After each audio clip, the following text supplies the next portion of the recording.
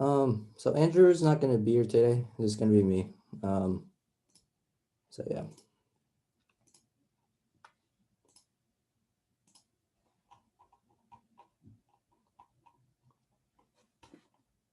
Um,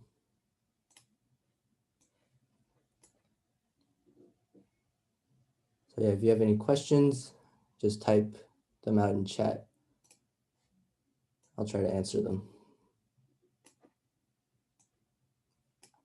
All right. Are we gonna formally like go over Atwood machines, or is that like we're just supposed to know it, figure it out?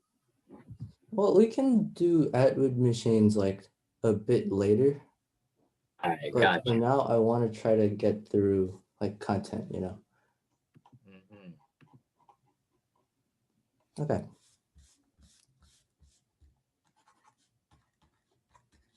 So work and energy. Before we get started, so what do you guys have, like, what notions do you guys have already about the concepts of like work or energy? Right, so like, what do you think energy is? Maybe you've heard it. Total energy in a system is conserved. Yeah, that is a property that we'll be exploring today. AP Chem stuff that I've forgotten. Q equals MCAT. Yeah, these are all from Chem.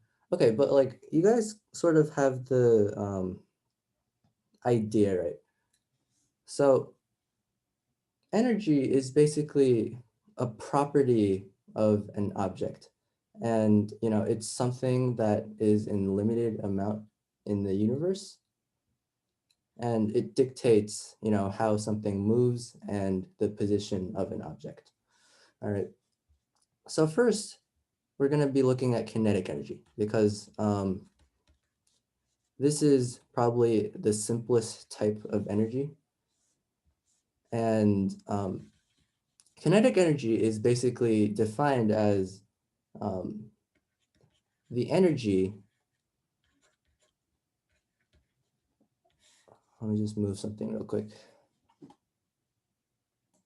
Kinetic energy is defined as the energy contained within an object's movement.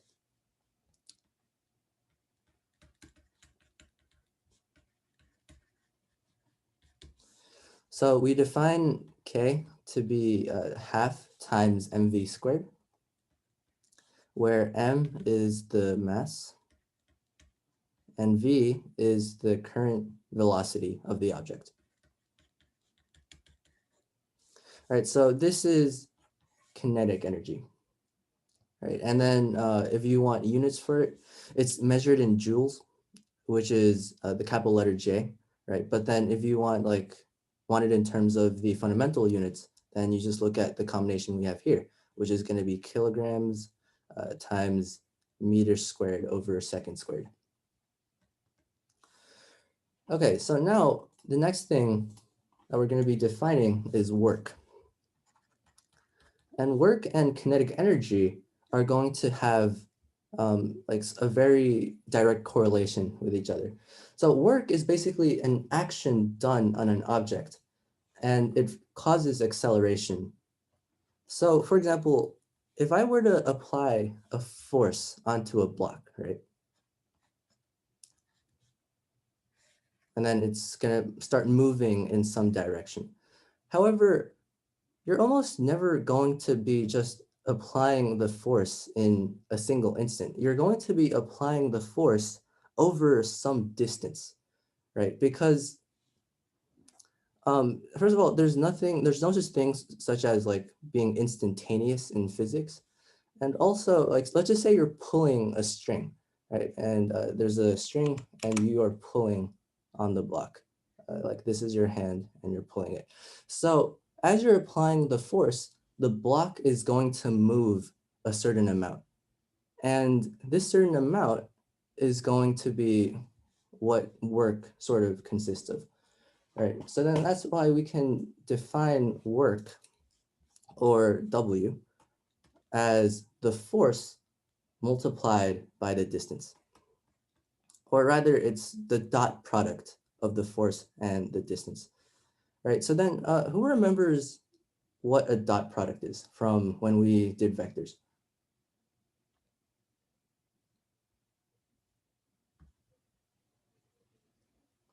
AB times cosine of theta. Right, so then let's sort of draw that out. So if you have an object here, and it's moving in this direction, right? And then you apply some force on it that is pointing in this direction. And the direction and the angle between these vectors is theta, right? So another definition of the dot product we sort of went over is how one vector affects another vector.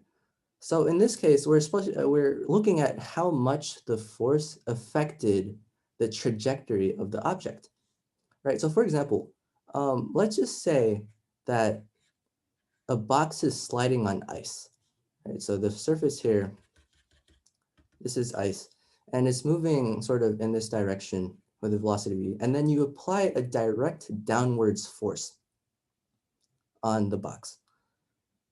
Right, so in here, like mu is equal to 0, the frictional coefficient is equal to 0, and then you apply a force. So is your force going to affect the motion of the block at all in this case?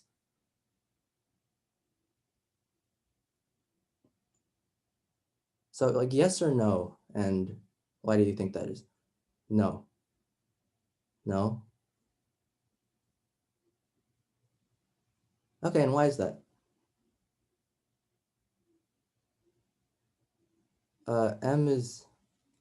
This is mu. I'm saying like the coefficient of friction is 0, i.e. there's no friction. Yeah, no, so why do you think this force is not going to have an effect on the object's motion? Because friction is 0. Yeah, but like you're still applying a force on it, right? Because the vertical force has nothing to do with the horizontal. There is no horizontal force. Yeah, okay, that kind of hits on it, right? So then if we analyze this more, there's a force going downwards and there's a force going upwards, which is the normal force, right? However, since we specified that there's no gravity, then like what you typically see, when you press down on something, it seems to slow down, but that's only because you're increasing the amount of gravity that is, or you're not increasing the gravity, you're increasing the normal force. And then there would be a force that is against motion, which has a magnitude of mu n, right? But we said that mu is equal to 0. So that means no matter how hard you push down on the block, its motion is always going to remain the same. And the force has nothing to do with the trajectory. So that's why here, the work you did on the object is actually 0. And now if we look at the vector definition of work, which is F dot S, which is magnitude of F times the magnitude of S times the cosine of theta. What is the cosine of 90 degrees? Because when F is perpendicular to trajectory, right? What is cosine of 90 degrees? Yeah, 0. So our mathematical definition of work and our sort of perception of work is actually the same across, is actually the same, and they correspond pretty well. And if in the same situation, when the box is sliding across ice and you actually apply a force that is actually more in the direction of v, then in this case, how is the velocity going to change? Yeah, like you can put a lot of effort in, but you still don't do any work. Oddly profound. So like in this case, if F and V are pointing in the like more or less the same direction, then how is that going to affect the velocity?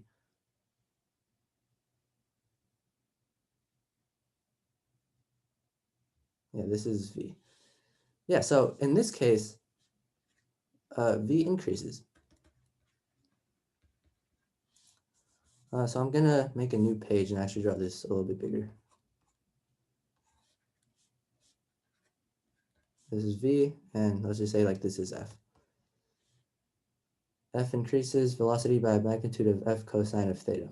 Yeah, because F induces an acceleration, and because the upward acceleration, if we assume the block to be heavy, right, the upward acceleration doesn't matter, and what we're left with is a horizontal acceleration, right?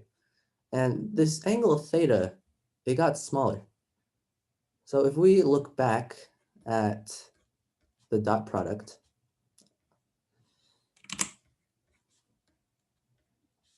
again, we can graph cosine of theta, right? So this starts from 1 and then it goes kind of down. So we only really care about from 0 to like pi for now. Yeah, so this is pi radians. So if you don't know what radians is, it's basically the angle in degrees, because there's like 2 pi in a circle, right? So then it's the angle in degrees multiplied by pi over 180. Yeah, this is the graph of cosine. X cos of x, right? So as your angle gets closer and closer to 0, right?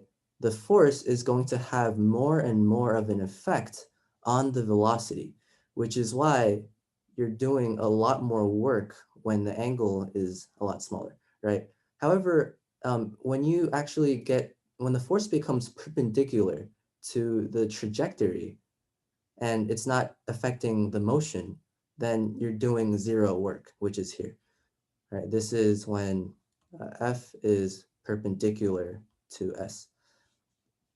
And then as F stretches backwards,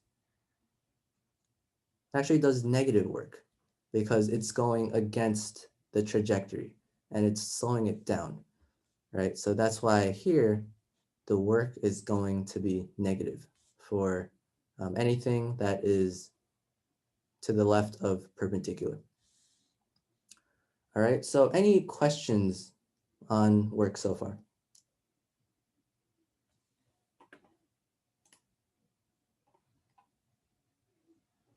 Any questions?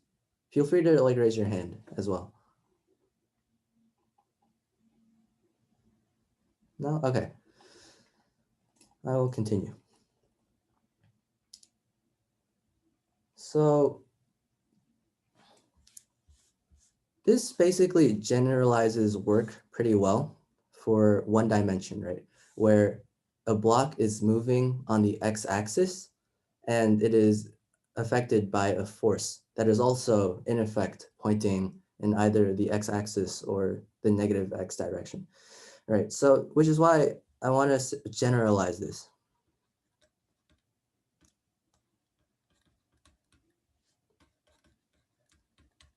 To a more rigorous definition.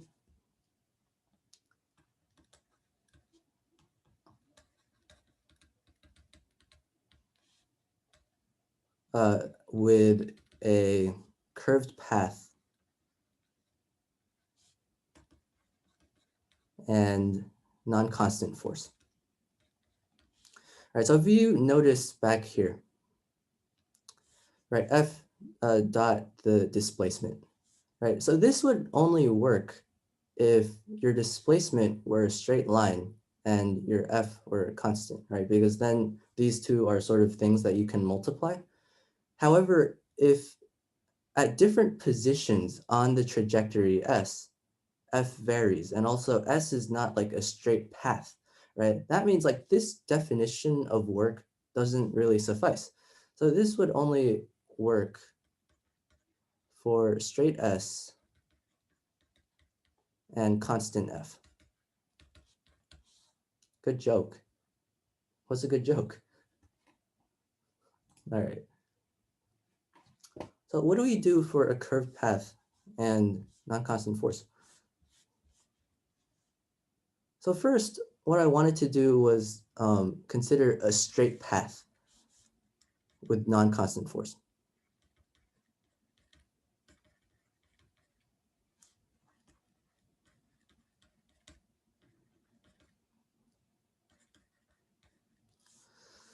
So you can imagine like um, F sub x is the force at position x. Um, yeah, F sub x is the force at position x on the path. All right, so what I'm gonna do is I'm going to break this path up into tiny little pieces. So I'm gonna break this up into tiny little pieces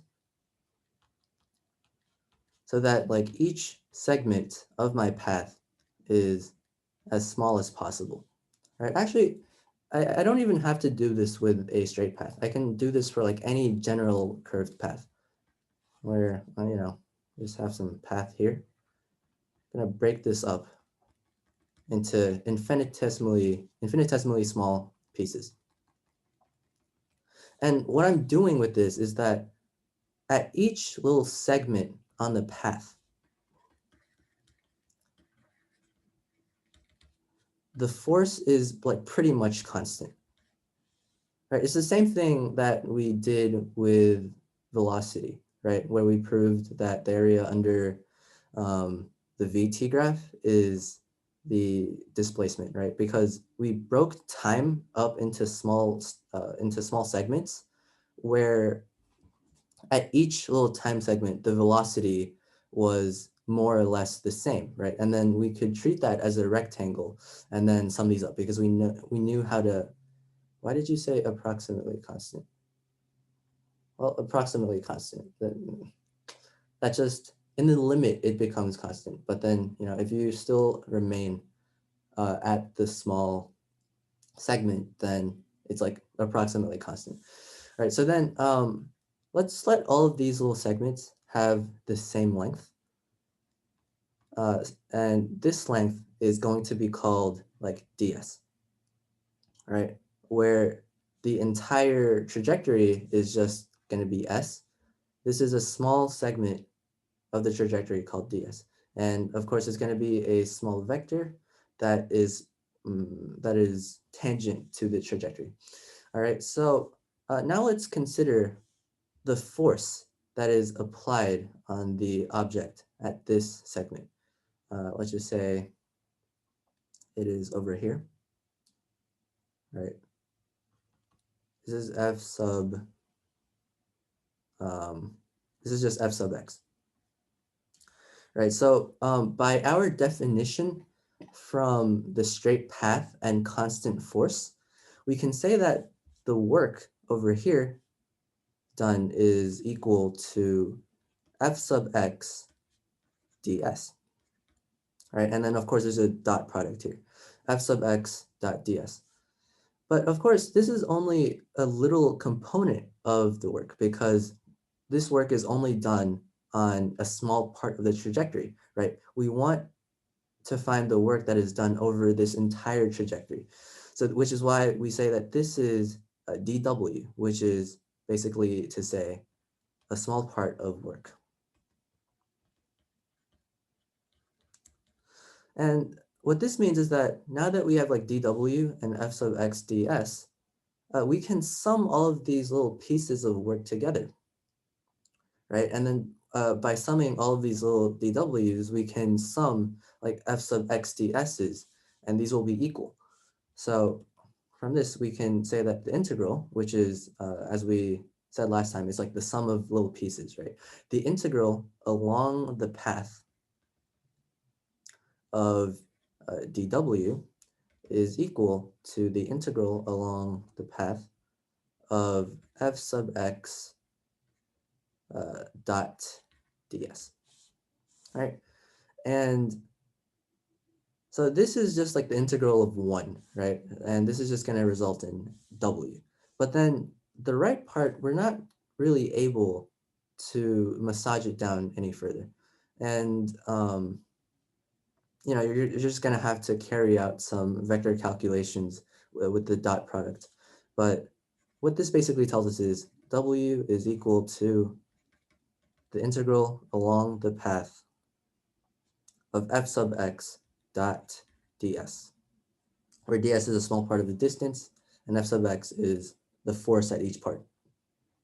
Now, we want to show that the work here is we can generalize this more rigorous definition into our more simple definition, which we said back here, right?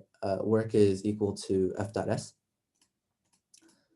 So if it's a straight path with constant force, right, that means F sub X is just constant.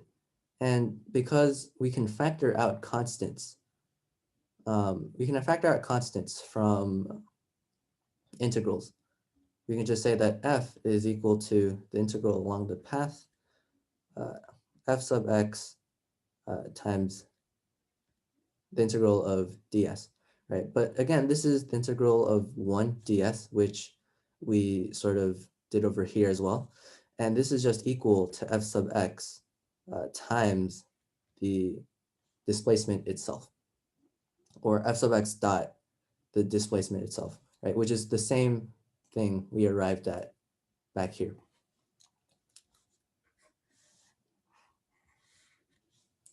Okay, any questions so far?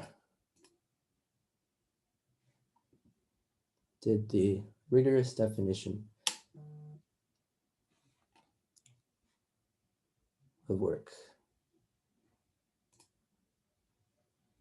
No questions so far? All right, cool. So I'm Wait, gonna give I have a you, question. yep, go ahead. So if the force is changing, then that equation would change, right? Well, if the force is changing, right, that means we can use like this definition of work, because here we're saying that like we're saying f sub x because this is really like f sub x of s, T because this or is a S, function whatever. of, Yeah, yeah, this is a function of the position. got you. So you wouldn't be able to factor it out. Yeah, but then I'm saying because for our simpler definition, f is constant and s is straight, right? So that means we can actually factor out f sub x because we said that to be constant in the simpler definition. Yeah, got you. So you're So probably not in the going F to equals MA, find this, right? this isn't going to come up, right? We're going to have that simpler one. Yeah, so in the f equals ma, you're most commonly going to be dealing with the straight, the version with constant force along a straight path. However, this definition is going to be very useful in doing a lot of the derivations that we're going to be doing later on. All right, cool. Okay, so just a quick sort of sample problem, right?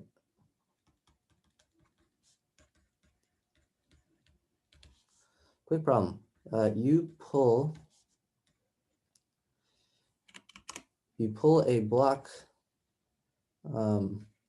with a force of 5 newtons to the right, such that it, actually no, I'm gonna make this a tad bit more complicated.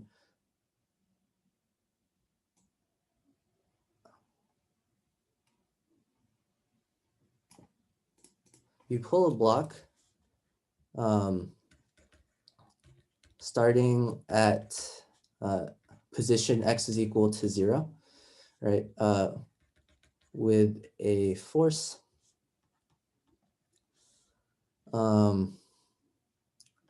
F is equal to, like, let's just say 2x plus 5 newtons until the block is at the 5 meter mark. Right, so how much work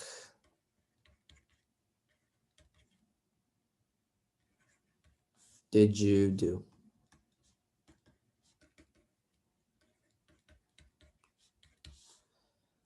To the block. So I'll give you guys like a couple of minutes to work on this. You can DM me your answers through Zoom chat.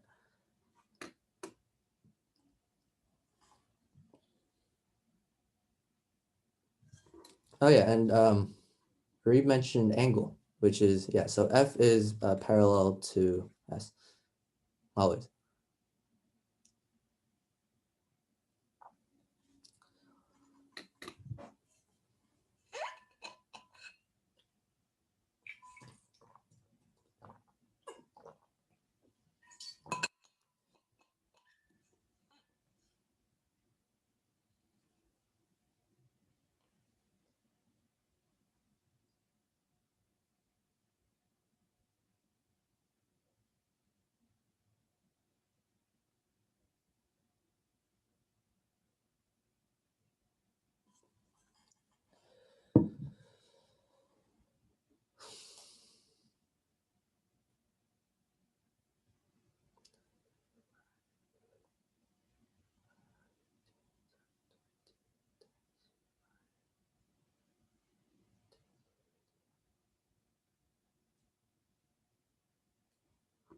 Well, okay, for those of you that are including X's in your work, right? We know that the final X position is at 5 meters. So your answer shouldn't have an X.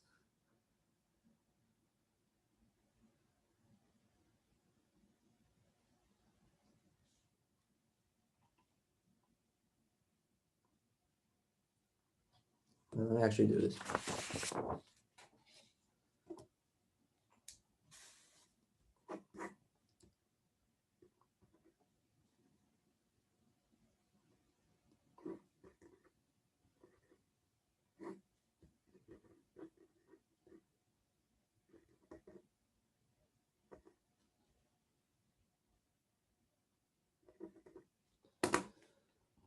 Uh, I have like,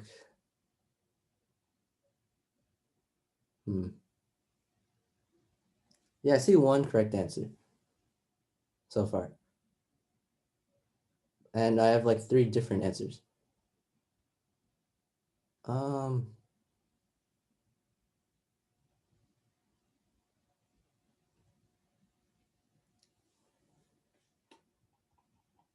so I'm kind of conflicted because a lot of you got one answer and I got a different answer and someone agrees with me. So you guys want like 1 more minute?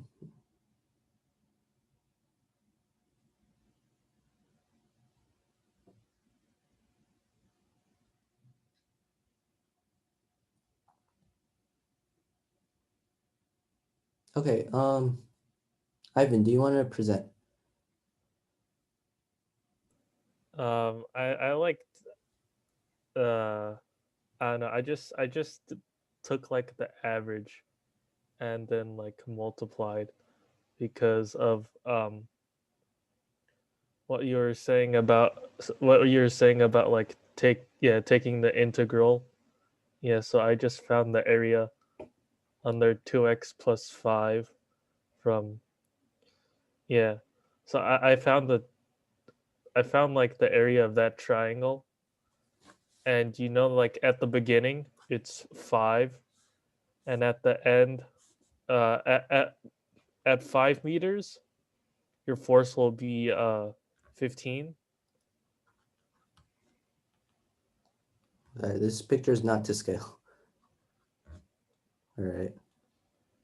And it's gonna increase linearly like that. And I think you can just wait. Yeah, you multiply the I just took the I just took the average and multiplied for the area Yeah, you can do that. because that works too. I guess you could use trapezoid. That'd give you the same thing.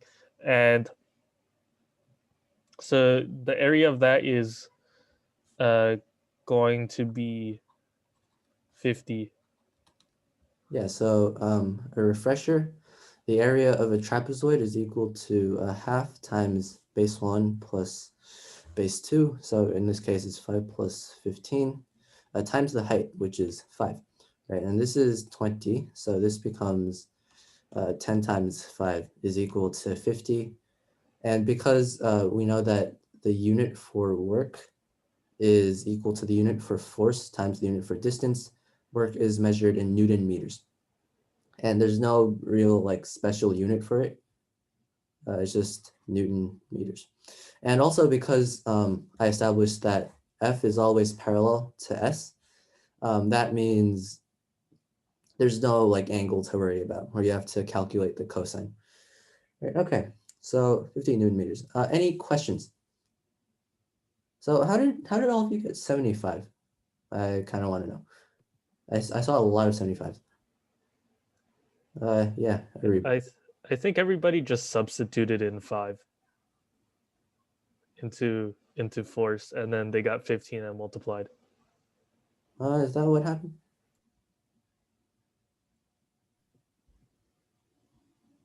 Yeah, so like I said, this definition F times S only works when F is constant with respect to X, right? However, this is not the case here because F varies like linearly, but it still does vary with respect to position, right? So that's why we have to use like our definition here, except in a simpler sort of sense. Eric, did you have a question? Yeah. So isn't a joule a Newton meter, the same unit as a Newton meter? Oh yeah, that's right. Yeah, okay, I By, forgot about that. but by convention, you use joules for energy and Newton meters for work. Yeah, that's exactly right. I kind of missed that. So, yeah, so work can be measured in like Newton meters or joules, but then when we're talking about like applying a force over a distance, it's easier to sort of see where Newton meter comes from because like you're applying a force onto a distance. So you're multiplying them together. Okay, but yeah, he is right. We do use joules for energy and Newton meters for work. And we are also going to see in a little bit that work and energy are actually directly correlated. So yeah, now we're going to move on to the work energy theorem.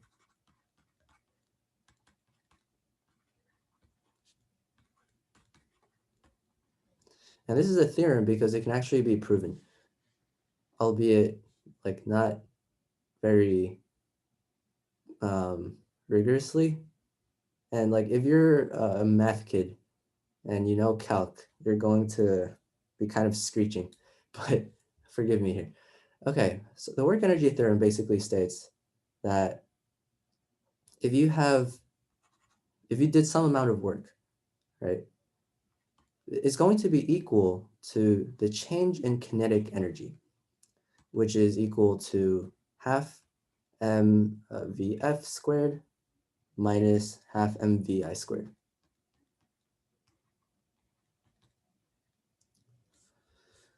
So the proof of this goes as follows. So first, we can list out one of the kinematics equations that we established earlier, right? Which is that Vf squared minus Vi squared is equal to 2As, which means A is equal to Vf squared minus Vi squared over 2 times S. Right? And now we know that F is equal to Ma from Newton's second law. So we can multiply both sides by M, right? So here we get F is equal to M times Vf squared minus Vi squared over 2 times S. And I guess I shouldn't have multiplied S over, but I'm gonna move this thing back here, right? So F times S is equal to work, which is equal to Vf squared, yeah, m times Vf squared minus Vi squared over 2, which is equal to half m Vf squared minus half m Vi squared. So we basically use the kinematic equation and we apply some algebra, massage it a little bit, and we got what we wanted. Questions? Such a cute little theorem, indeed.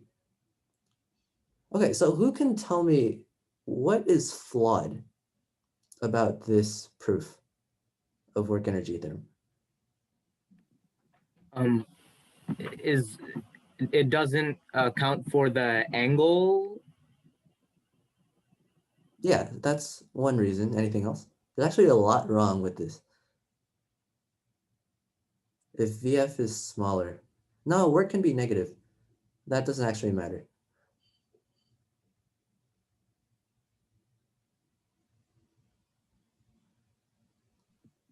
What's wrong with this proof? It also assumes that the force is constant. Yeah, why does it assume the force is constant? To make it simpler. No, but like, where did I assume that the force is constant, rather? When you said F equals ma. Yeah, so here I'm using Newton's laws, right? And actually, no, that's not really the reason, because Well, I mean, if F was not constant, it wouldn't be ma. It would be p dot, right? The derivative of momentum. well, yeah, but then I can just say that like F is equal to ma instantaneous, and it wouldn't make a difference with Newton's laws. I assumed this somewhere else, actually.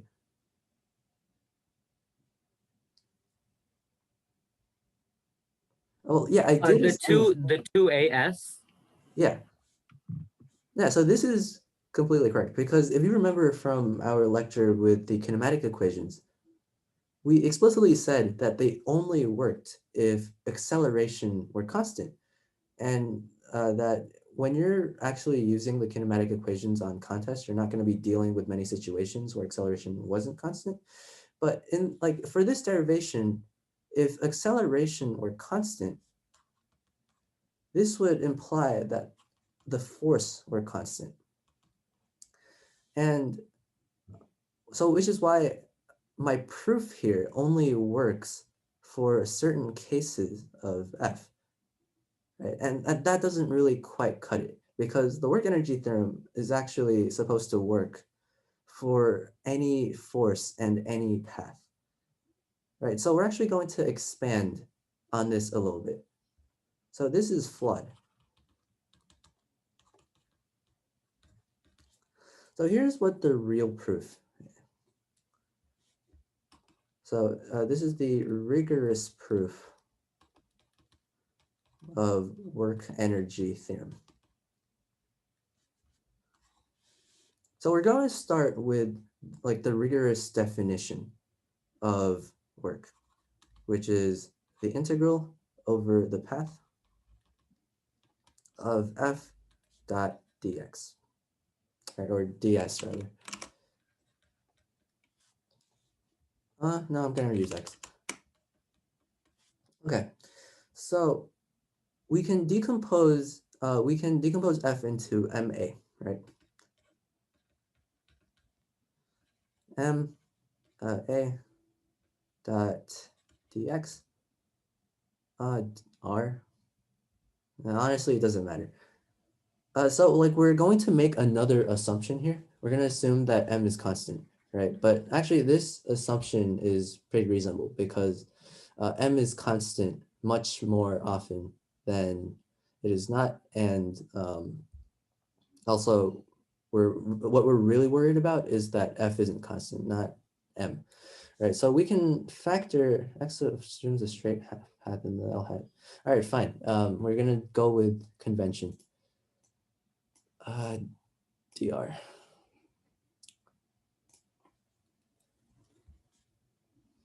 For the record, it doesn't really matter that much, but okay, so we're gonna factor the m out. M times the integral over the path of a dot dr. Right, okay. So now here's something about a, right? A is equal to the derivative of velocity with respect to time, which is to say that it is the change in velocity with respect to time when you go forward a tiny little piece of t, right? And the v changes a little bit, and that is your acceleration. However, if we look at our dr here, right, and that's not really useful because like we have the dv, the dt, and the dr, and they're all sort of separate. So what I'm going to do here is I'm going to invoke the chain rule. And I'm going to say that A is actually equal to dv dr times dr dt.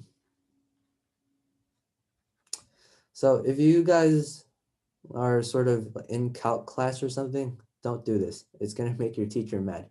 But I'm just trying to like keep it quick with the math here. And this can be actually shown to work using chain rule, but I'm not going to go into that. So now you have a dr here and you have a dr over here in the denominator, right? So this is going to be useful. So going back to the main expression, you get that this is equal to m times the integral over the path of dv dr dr dt times dr, right? And now these two can cancel. So one is in the top, one is in the bottom. Please don't yell at me. Don't do this in calc class, kids. Okay, so now that these are sort of canceled, we can also say that now we have m times the integral over the path of dr dt dv. Right, and then what is dr dt if we use r for the path?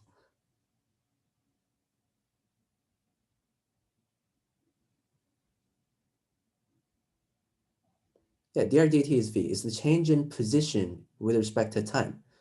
Right, so dr dt is equal to v. This is equal to m integral over the path of v dv.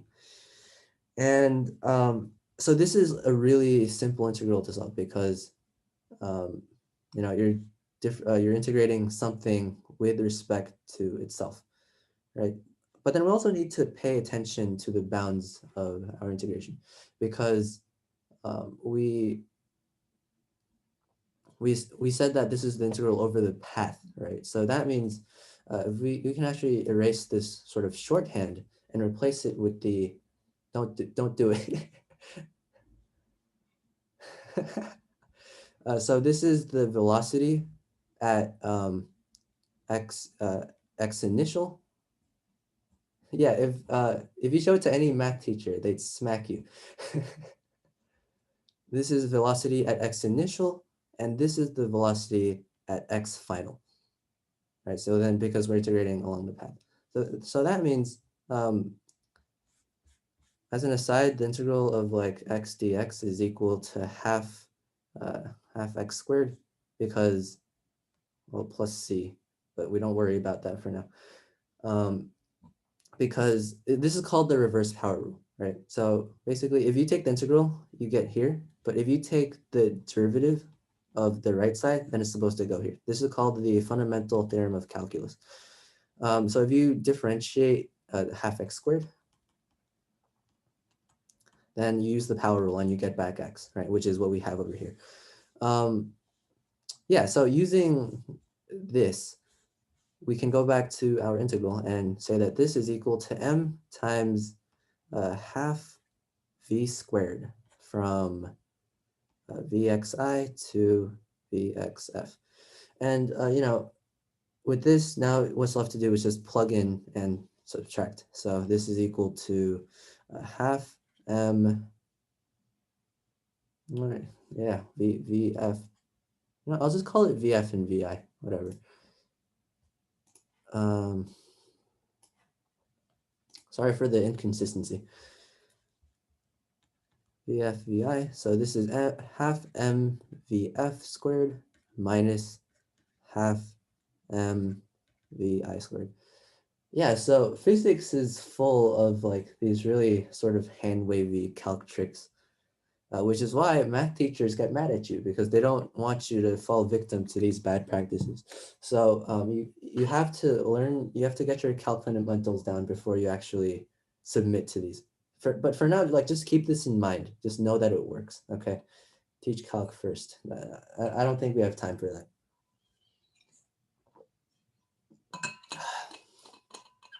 We have the F equals MA in December. I have like a month left to cover like 2-3 more topics. So,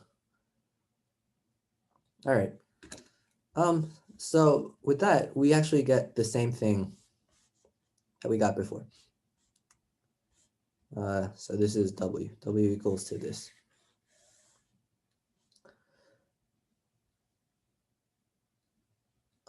Any questions on this?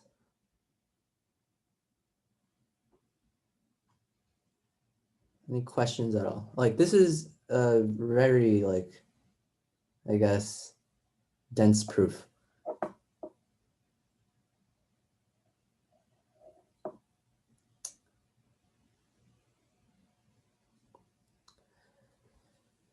All right, please keep chat relevant. Thank you.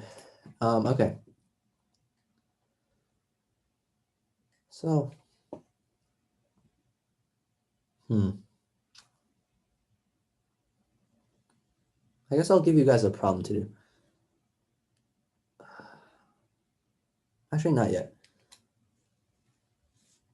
So to sort of apply this somewhere, I don't know what change, yeah, but which is why I'm saying just like sort of imagine, just sort of keep this in mind. And then when you learn the relevant concepts in calc with some time or another, you guys will know what's going on. Okay, so to sort of apply this somewhere, we're going to look at springs.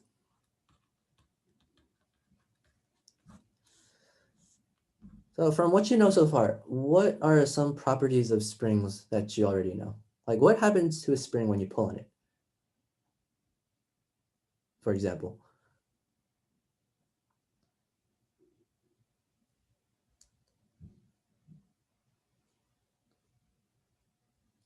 It elongates, right? But what else does it do? Like it wants to return to equilibrium. Yeah, that's correct. So, so the properties of a spring are that it has an equilibrium state. F equals to kx, we'll get to that. Has an equilibrium state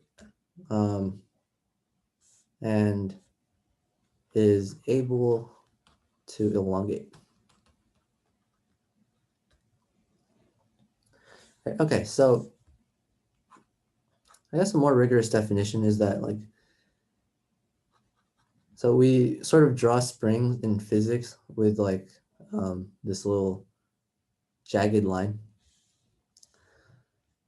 So let's just say that like this is its equilibrium position where the equilibrium state is like if no forces acted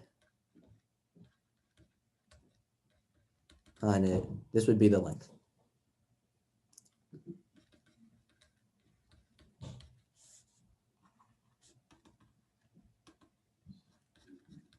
And let's call the place where the spring starts x equals to 0. And this is like x is equal to some equilibrium x sub e. Right, so when you pull on the spring, right, so the same thing here, but you know, you pull on it this way. And this is like your hand, right? When you pull on the spring, you exert a force this way. And it turns out that, okay, so this isn't like a proven fact. It's more of sort of an observed approximation. But in an ideal spring, the spring wants to go back to its equilibrium position, right? So which is why it's going to pull back with a force. And like what happens to this restoration force the further you pull it out?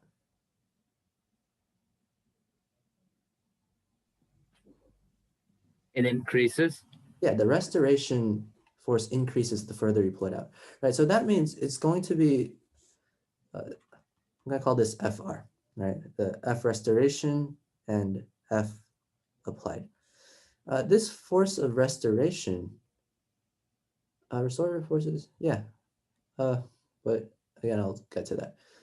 This force of restoration is actually equal to kx, right? So the force is proportional to x, where the x is, I guess I should call this like x sub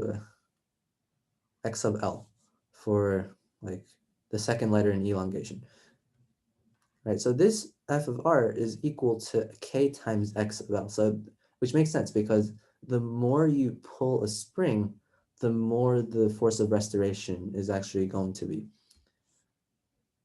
I remember that. What is X sub L is the amount you pull it from its equilibrium point. I don't remember what the conventional letter for it is, but whatever. Right, so that means, and this K is a constant that depends on the strength of the spring.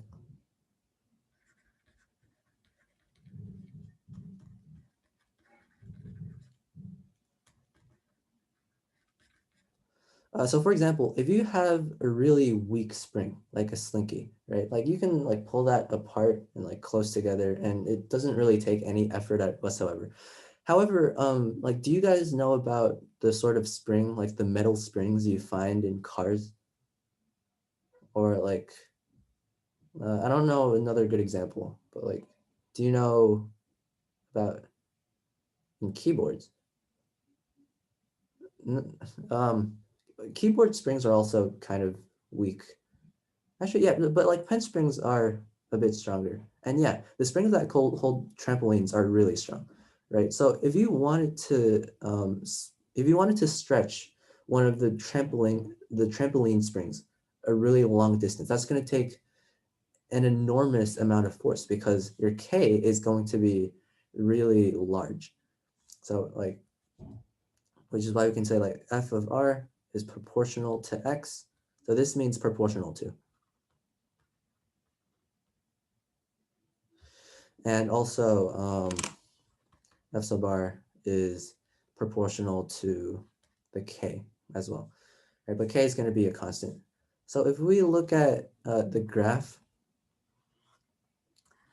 of the force it takes to pull a spring a certain amount, it's going to be a line that has an origin at 0 and increases with a rate of k.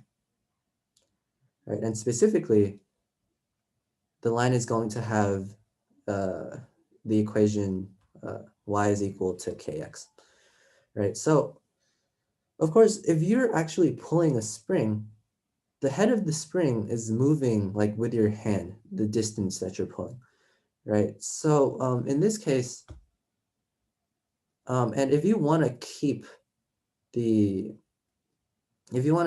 spring at a certain location, your restorative force, the force you apply, has to be equal to the restorative force, right? So if you're pulling a spring just enough so that it's sort of following your hand, and you pull it x naught meters from its equilibrium position, then how much work have you done on the spring using like the definitions that we established earlier?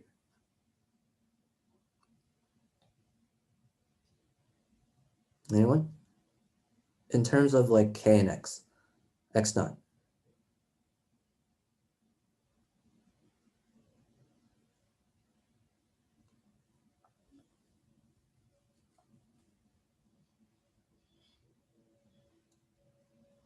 And then we're gonna say that like x, the equilibrium x is equal to 0, because that makes everything a lot simpler.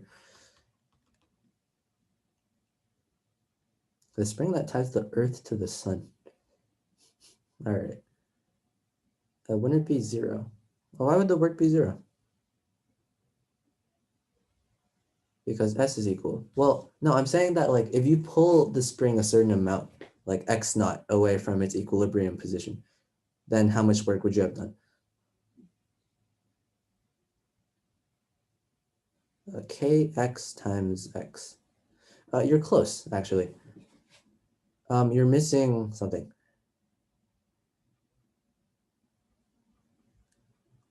Kx, yeah, that's right.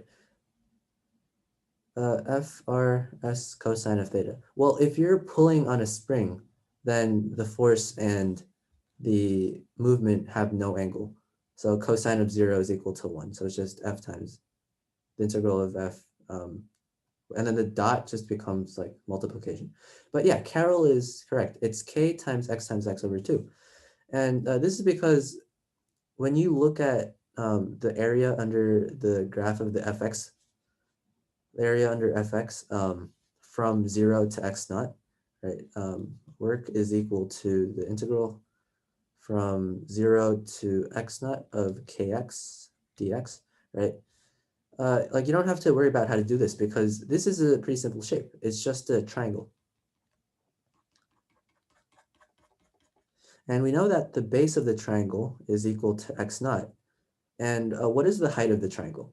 Like this portion over here.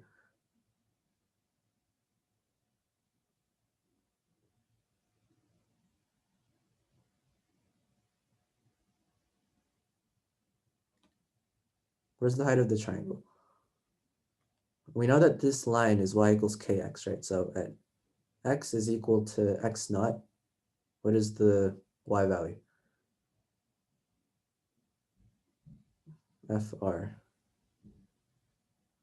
Well, no, it's not FR because FR is what we're plotting, right? This is like our YX, and where Y happens to be FR. So we're saying that like FR varies. But yeah, Steven's right. So what we can basically do is we can just plug in x naught because FR is a function in x, right? So that means at x naught, you just plug in f of x naught, which is k times x naught. Right, okay, nice. This is going to be kx naught. So if you guys remember the area of a triangle, it's half times base times height. So this is half times k times x0 times x0, which just happens to be half kx naught squared. All right, so when you're pulling a spring a certain distance, the work that you do is equal to half kx naught squared. Any questions on this?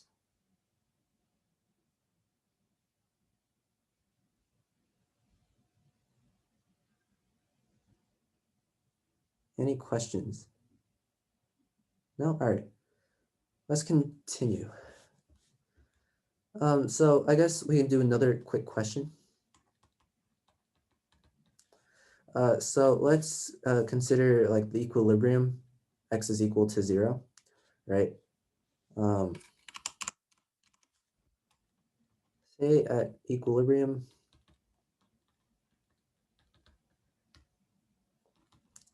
the head of the spring is, excuse me, at x equals to 0. Right. Okay, so and you want to pull the spring from 0 is less than xi is less than xf. Actually, no, I should put this condition after. Actually, I'm going to move this. It was gone for a couple. Oh, someone summarized. Yeah, so basically, we just concluded that work is equal to half kx squared for a spring. And you want to pull the spring from some x sub I to x sub f, where 0 is less than xi is less than xf, right? So given what xi and xf are, what is the work done?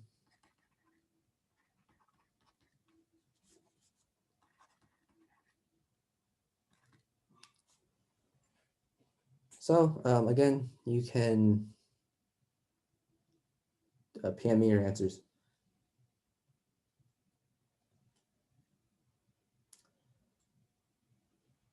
And like directly after you guys solve this, what exactly is x in the equation for a spring? So x is the horizontal distance, right? So if we look at this picture here, we can define this to be our x-axis, right? And and then we can also say that when the spring is in equilibrium, the head of the spring is at 0. So then when you pull the spring, you can pull it so that it's at a positive x. And also, no, the applied force does do work. And it's also what we're solving for here, right? Like when and it's also what we kind of did over here. So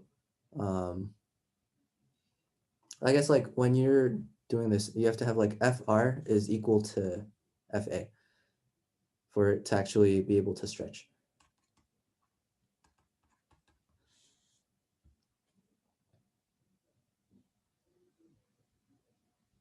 Yeah, okay. So yeah, and then to answer the other question, x is just in the positive x direction. And it can be negative because springs can be compressed, right? So then when you compress the spring, the restorative force is going to be the same. It's going to be kx, right? But instead it's going to be going in the opposite direction. So when x is negative, then the force is always going to be pointing in that direction. All right, so let's go back to this quick problem. And right after you guys solve, we're going to be going into like a 10-minute break. So yeah, just PM me the answers and I'll see you guys at 5:50.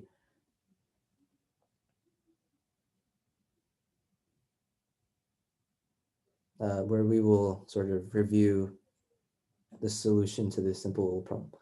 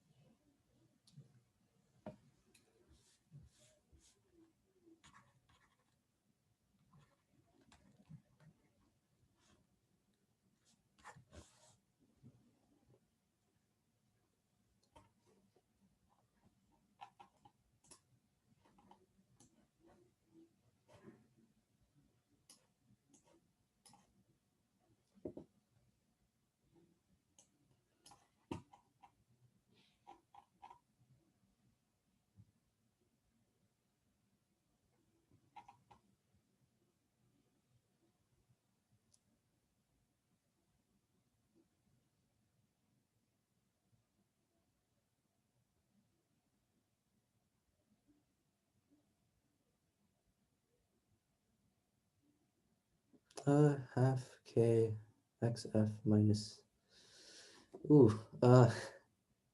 yeah, you're kind of going with the elementary schoolers perspective of a minus b squared with that.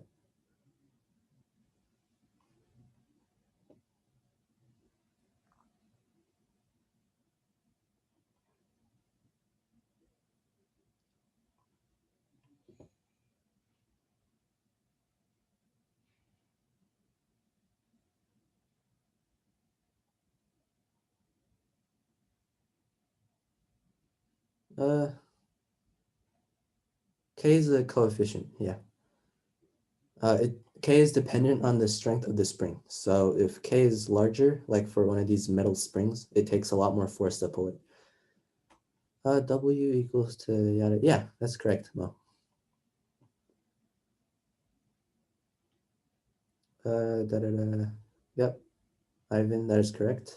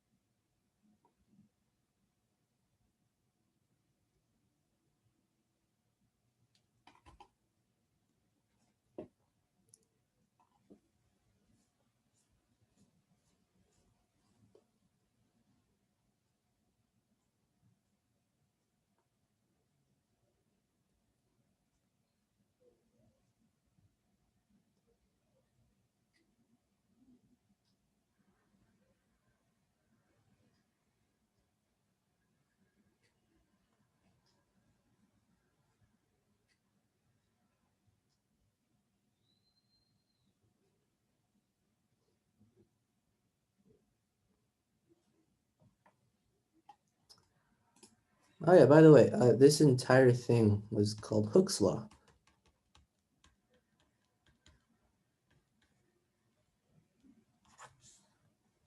So just to give it a name. Ooh, Steven, you're also going with kind of the elementary schoolers approach of a plus b squared. Remember, a plus b squared is a squared plus b squared plus 2ab. Can't ignore the term in the middle. Arib, that looks right.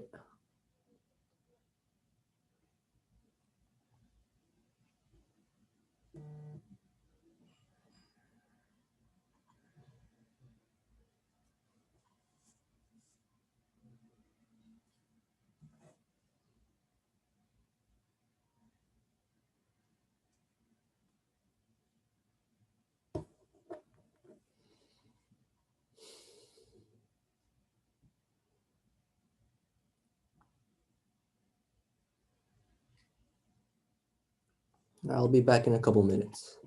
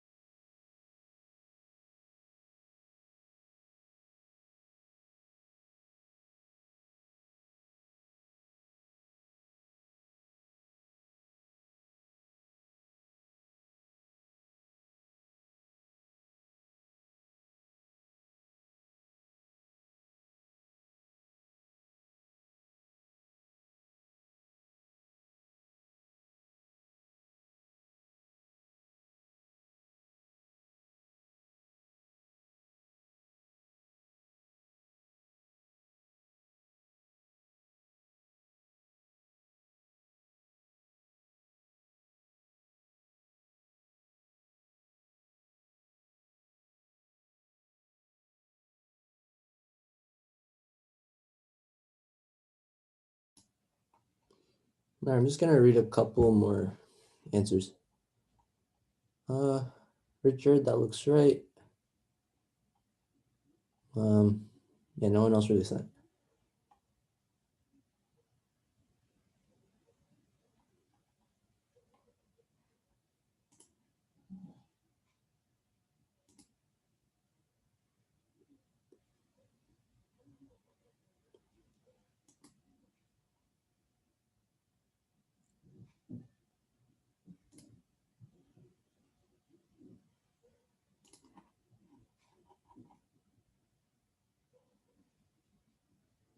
Yeah, x sub I is not 0. As is said over here.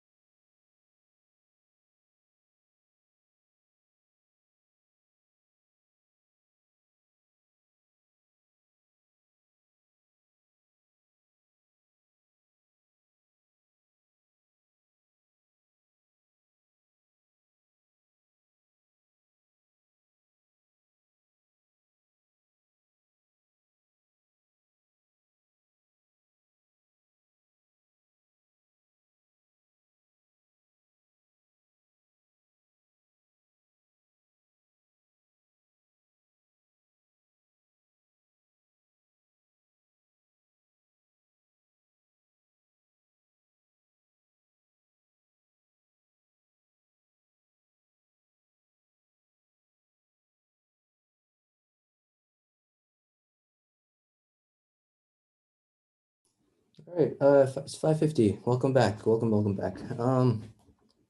So just so I can say that everyone's here, can y'all just like raise your hand or something in the participants list? Hands. All right, that's a good amount of you. Okay, so who wants to now put your hands down? Who wants to present the solution to this problem?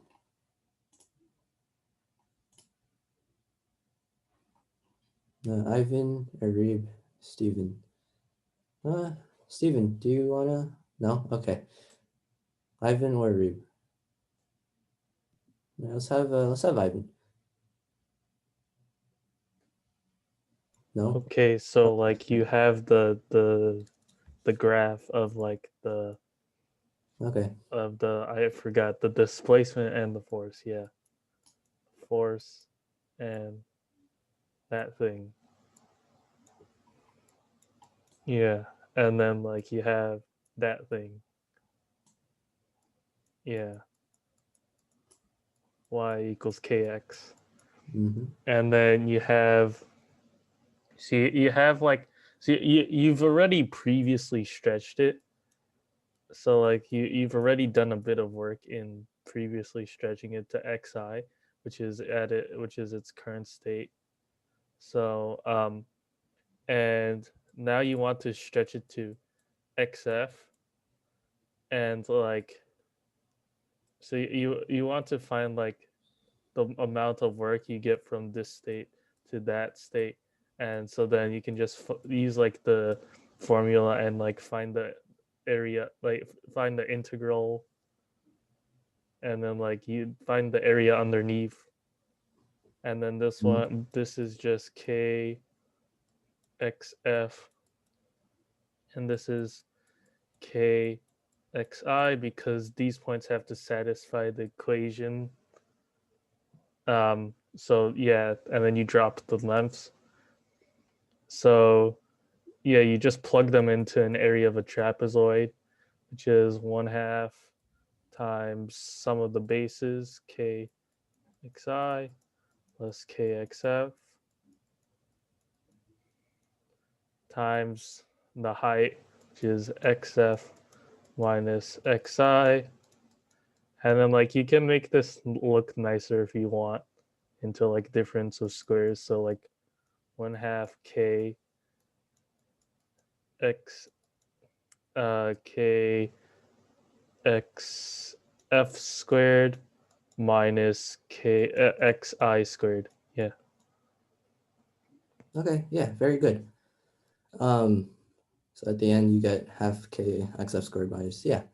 Okay, so, but like it's really important to look at it in like this sort of difference of squares way, right? Because another way you could have arrived at it is you take this triangle, like the big triangle, and then you take the black shaded triangle and you can subtract the red shaded triangle, right? So it's basically saying work is something additive.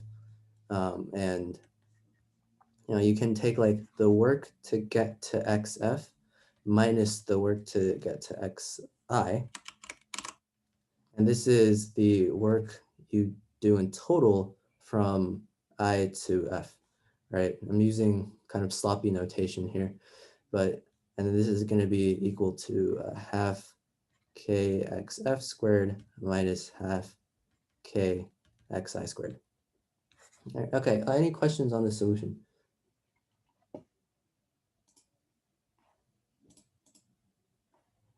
No, okay. So now we're going to talk about potential energy. But before I talk about potential energy, I want to talk about the conservation of mechanical energy in general. So I don't have a rigorous proof of this because it lies like a lot closer to sort of like the fundamentals of everything than we can ever approach in classical mechanics. So I'm not gonna prove it, but it comes from the principle that energy cannot be destroyed or created,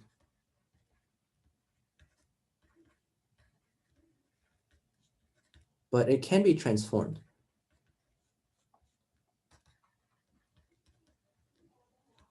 And in any isolated system, all the energy that you're ever going to get is some sort of kinetic or potential energy, right? So all energy is some form of kinetic or potential energy.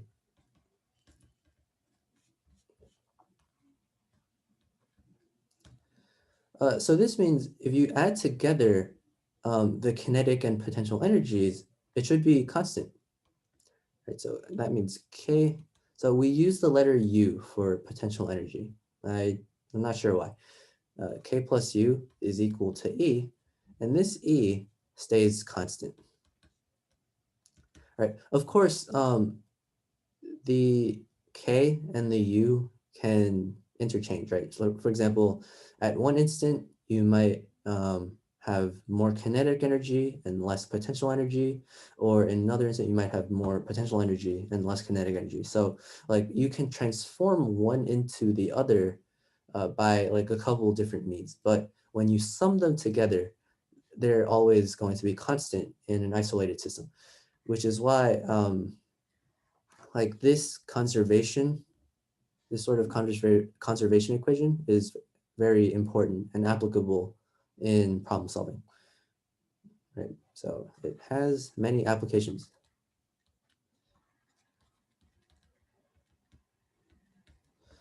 So now let's move on to potential energy.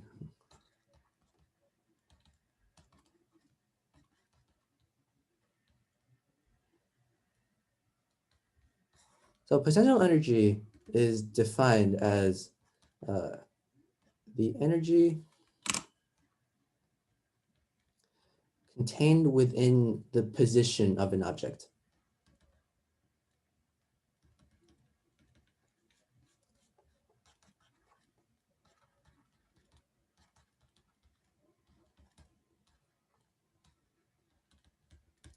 And what's important to know is that since like position is never absolute,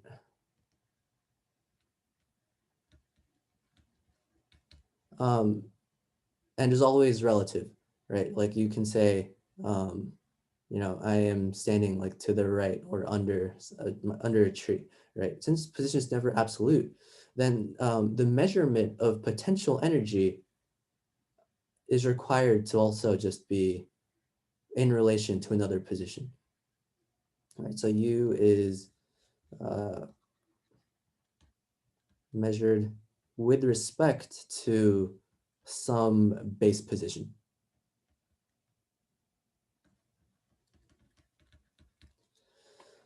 Because like, you know, if you're somewhere in the universe, like there's no absolute space and there's also no absolute time.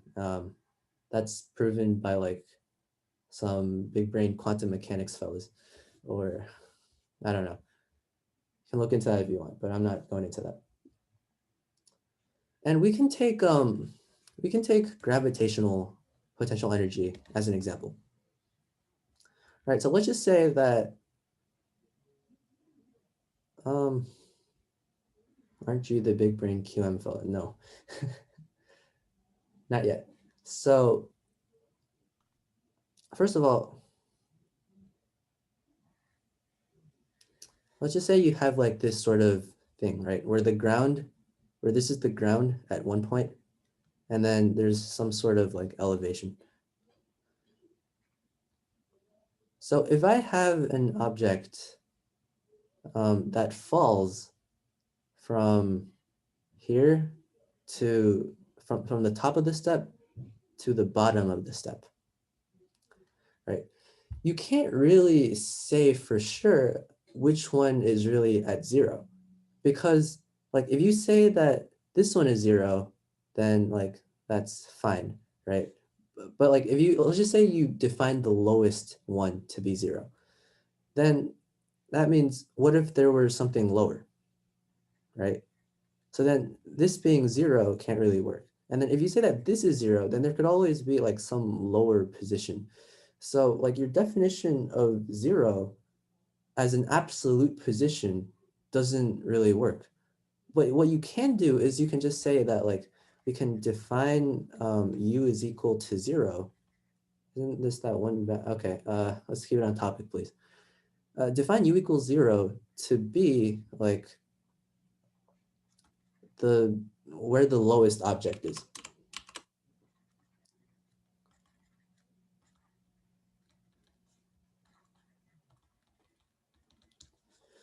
Then in that case, you can say that, if I say that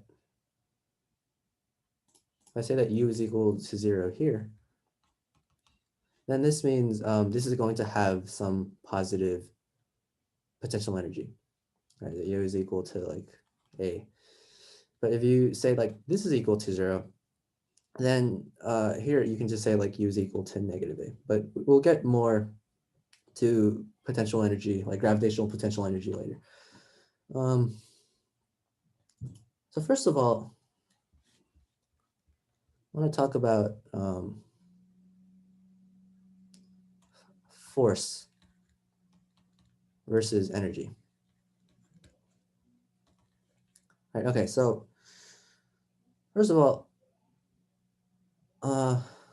if P is equal to mgh, is that h from the center of the earth or ground? See, this is what I was talking about with like the relative and absolute positions, because if you just define some position to be like 0, right, there's no real clear-cut definition, because if you're on the ground, right, then the ground has, even the ground itself, it just has a lot of different elevations, right, which is why you measure u with respect to some base position that you yourself define. Okay, does that make sense? Like you can say the ground that I'm standing on right now is like y equals 0, and then you can calculate u from there. So like force versus energy. So we've already said that the work is equal to the change in, yes sir, but usually it wouldn't be the center of the earth. You usually define 0 to be the ground that you're like currently standing on, because that would be the most convenient frame of reference. Okay, so we can say that like we've already defined by the work energy theorem that work is equal to delta K, right? But however, because we know that K plus U is equal to E, and this is constant, then that means if you apply some work and you change its kinetic energy, then you have to change the potential energy in sort of an inverse sort of way to keep the two equal, right? So like this is equal to the negative delta of U, right? Because you want to keep E constant. Yeah, okay. Any questions on this so far?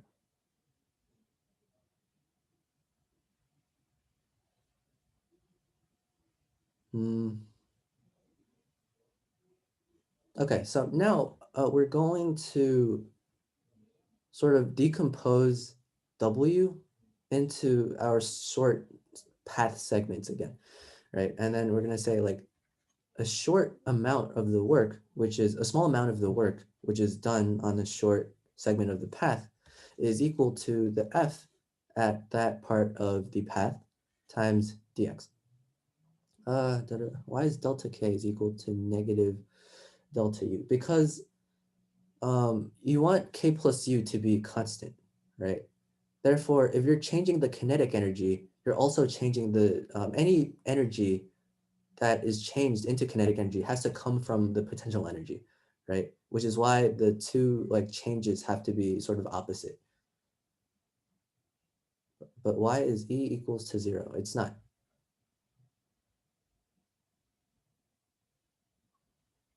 All right.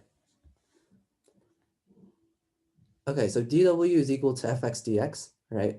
Which means that, and this is also equal to negative, and then because this is infinitesimal, a delta when in the limit just goes to du, right?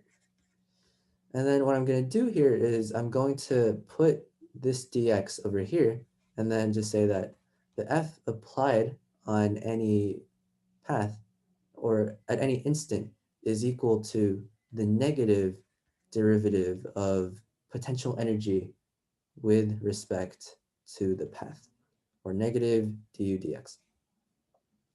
Okay, so this is, I guess, the force potential energy equation.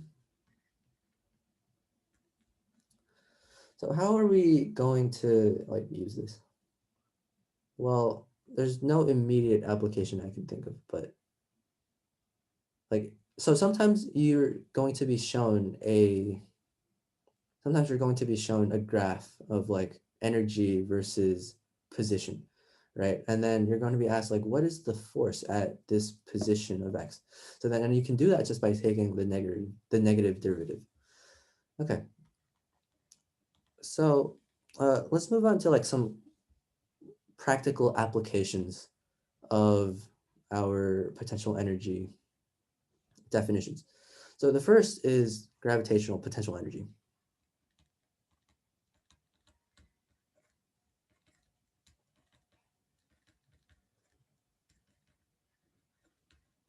Right, so here's what it is.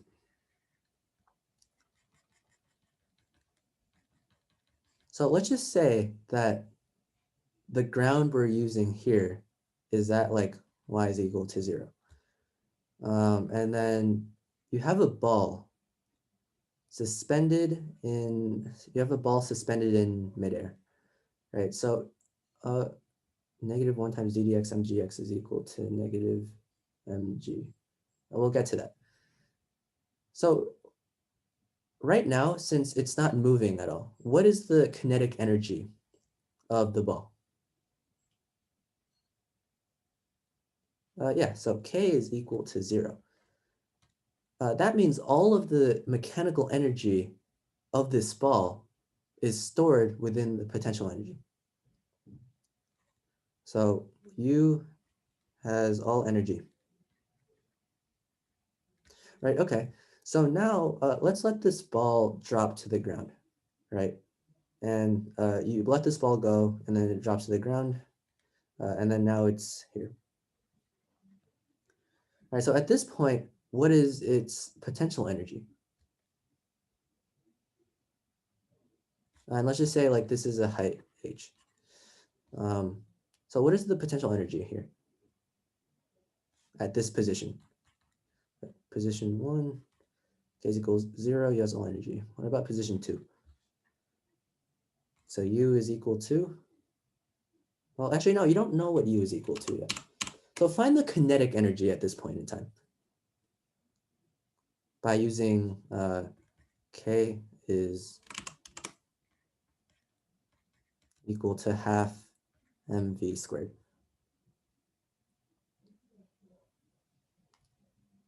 Okay, but like, what is the kinetic energy? 0, mgh 0, 0, 0. Okay, so are you saying mgh is the kinetic energy or the potential energy? No, at the second position. Right, so its kinetic energy isn't going to be 0 because when, like, at the moment it falls on the ground, like, it has a velocity. Well, okay, I'm gonna say that it's the velocity just before it hits the ground. Right, like, so solve for the velocity and tell me what the kinetic energy of the ball is when it's like on the floor, when it falls on the floor.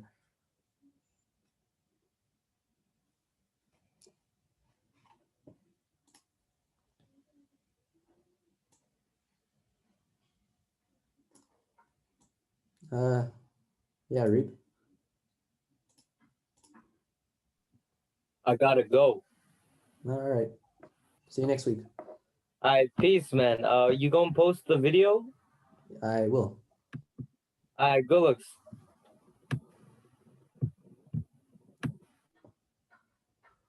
Half mgt squared. Well, I want it more in terms of like h, right? Because we're not really given t here.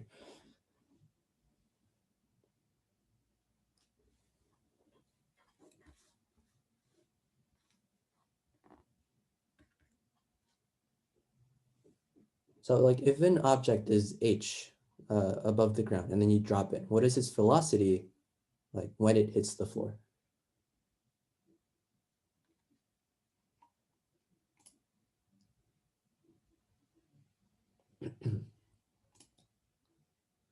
The square root of 2gh. Yeah, that seems correct. Okay. So if v is equal to, okay, so does everyone know where this comes from? We're doing free fall. This is free fall. Yeah, okay, cool. So half mgh, right? Or square root of 2gh. So when we square that, we just get 2gh, right? And the 2 cancels out, so then we just get k is equal to mgh.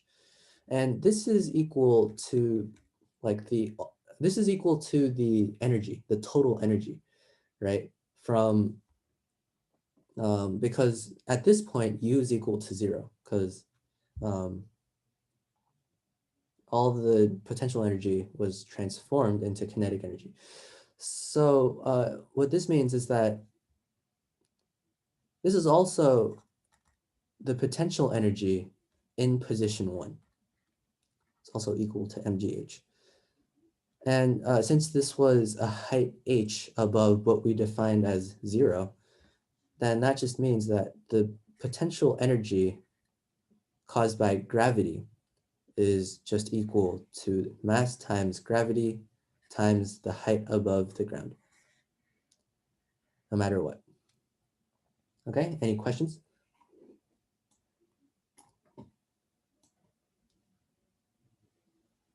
Okay, so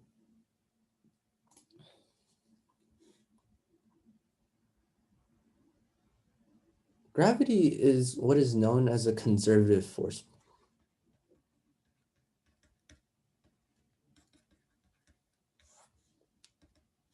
So like G is an example. So the 4 properties of a conservative force is as such. So first of all, the work can always be expressed as a function or as like a difference between the final and initial values of potential energy. So W can always be expressed as like U1 minus U2, all right? And this is equal to, of course, the change in kinetic energy as well. The second property is that it is reversible. So which means that if you pull an object from height 1 to height 2, it loses some potential energy, right? But if you move that thing back to height 1, then it regains that potential energy. The third property is that it is independent of path.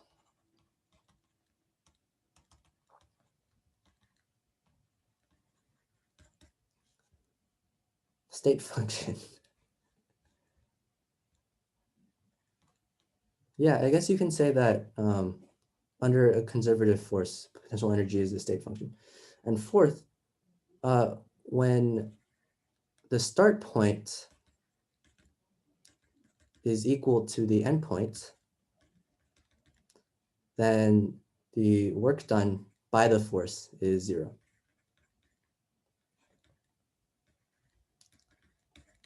So an example of a non-conservative force is friction, right? So for example, if I'm working on a tabletop, right, and then I slide a block across a table in sort of this curved path going this way, and going back to the original starting point, right? Then in this case, the path is certainly not reversible and it's certainly not path independent, because the longer your path is, the more work friction is going to do, right? And also when the start point equals to the end point, like the friction is already done like all this work along the path, right? So it's definitely not conservative. Well, and then conservative forces have sort of this really nice property that we will be exploring in the future, And also like you'll notice when like what good properties they'll have when you're doing the problems on the P set. And the last thing I have to say about potential energy is in regards to elastic potential energy.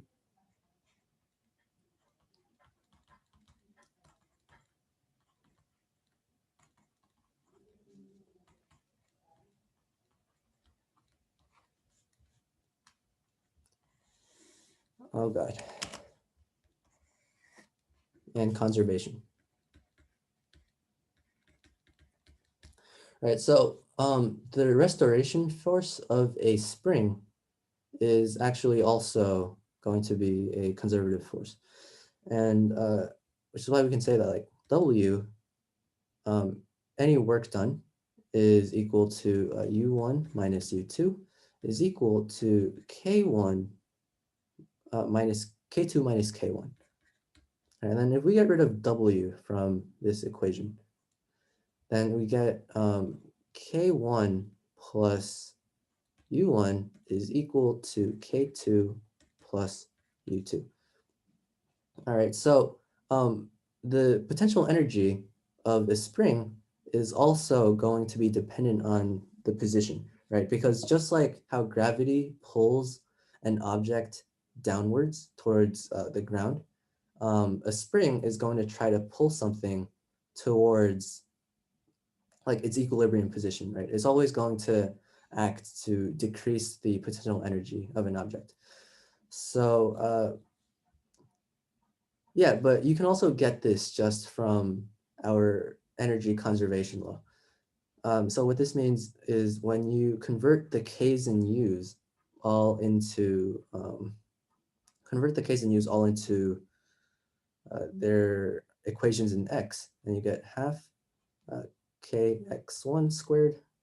Well, actually, no, half M, where M is the mass of like the object you have on the end of the string, half MB1 squared plus half Kx1 squared. And this is equal to U, right? Because this is the work. Think about like when you're pulling and when the spring is pulling an object back, this is the amount of work that it's doing. Half mv1 squared plus half kx1 squared is equal to a half mv2 squared plus half kx2 squared. This is an equation with springs that we can derive. And this is also really important in spring questions because you're going to have a lot of questions asking you, like, if you pull back the spring a certain amount and you let it go, what is the velocity when it passes a certain other position in X? And, this equation can help you solve that pretty easily. Okay, so now that we talked through all of these concepts, I want to sort of do a couple of problems to close off. Okay, so first of all, I want to talk about like friction. I want to quickly talk about friction doing work before I give you the problem I had in mind. Work done by friction. All right, so as you guys know, like if an object is sliding on a surface with trajectory pointing positive X direction, if you're going this way, then what direction does the frictional force point? Left, yeah. And what is its magnitude?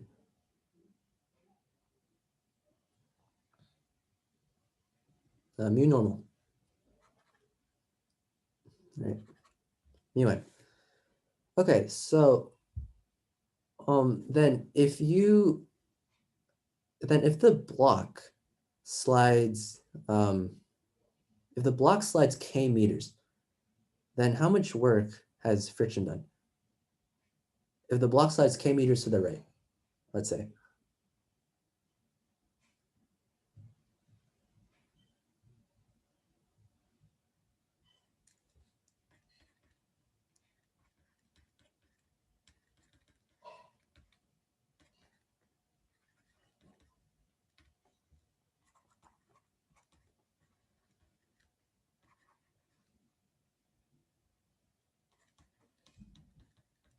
Anyone? Well, let's go back to our definition of work, right? So friction, as you guys know, is a force. So when you apply a force over a distance, then you get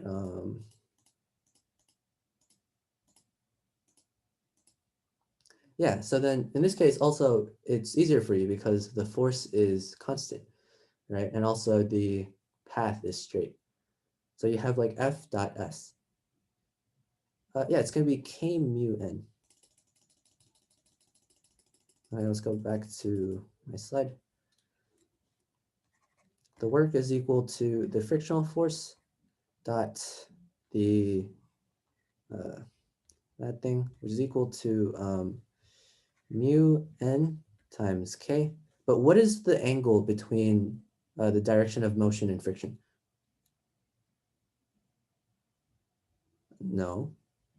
Well, friction always points in what direction? Yeah, 180 degrees, right? So in the dot product, it's the this thing times magnitude times the cosine of theta, right? And then what is the cosine of 180? Negative, right? So the work done is actually going to be the negative of mu nk, which means that energy is actually going away, right? And because friction is not a conservative force and it's also external, that means it's going to chip away at the total amount of energy that you have. Like that's not going back into your potential energy. Right, and then that just means it's just going to be diminishing your potential energy all the way. Okay, so now I'm going to give you guys a problem based on work done by friction. I'm going to switch to a new page for this. That might be better. Whoa, okay.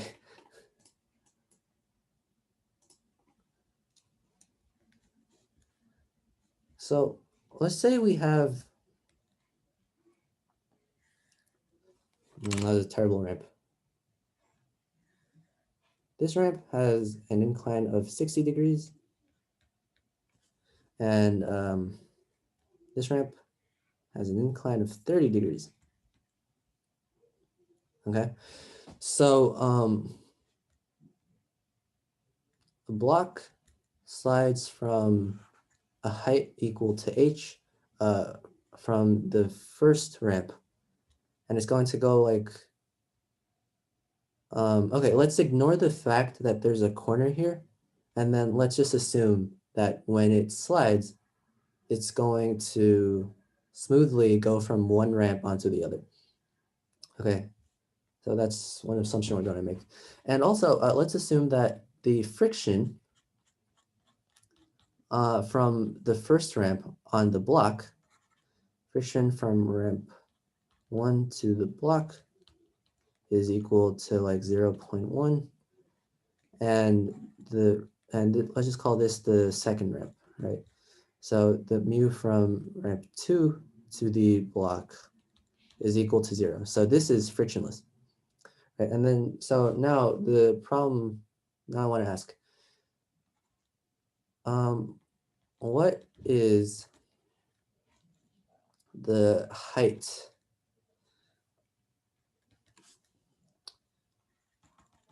attained, or what is the max height attained by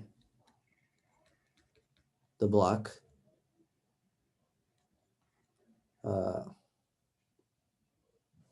on ramp 2?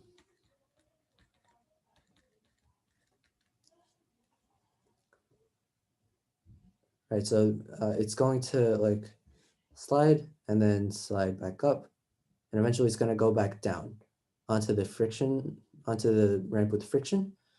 But yeah, friction is going to wear away at some of the kinetic energy again, and it's going to not go as high. So I'm asking for the maximum height, which is going to be like the first pass through, basically.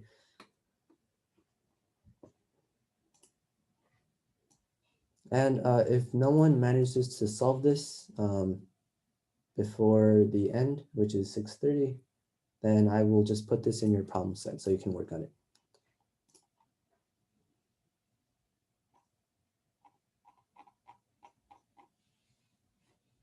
Yeah, so I'm DM me your answers if you get one.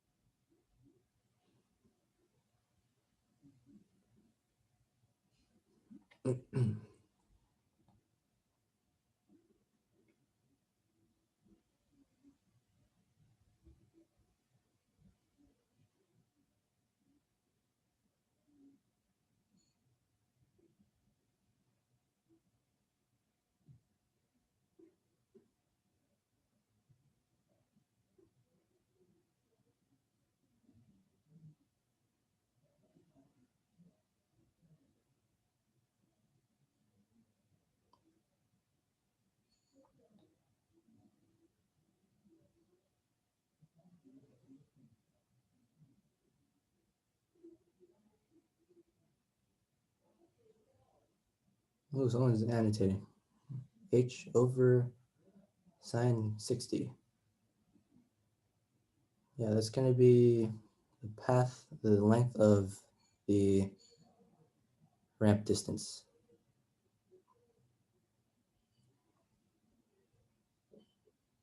2h.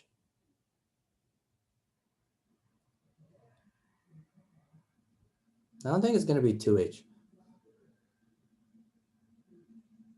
Like 2 over root 3h.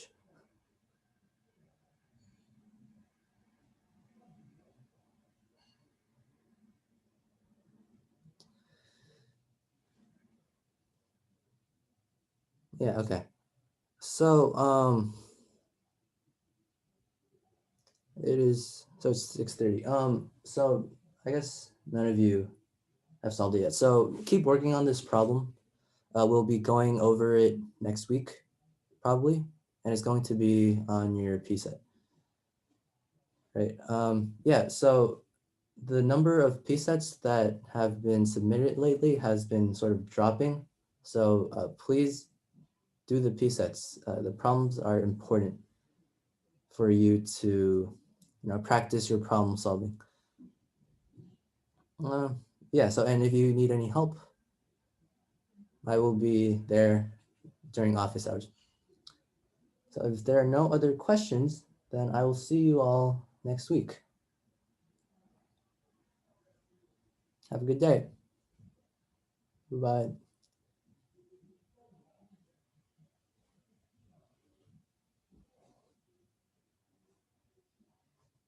Bye, everyone.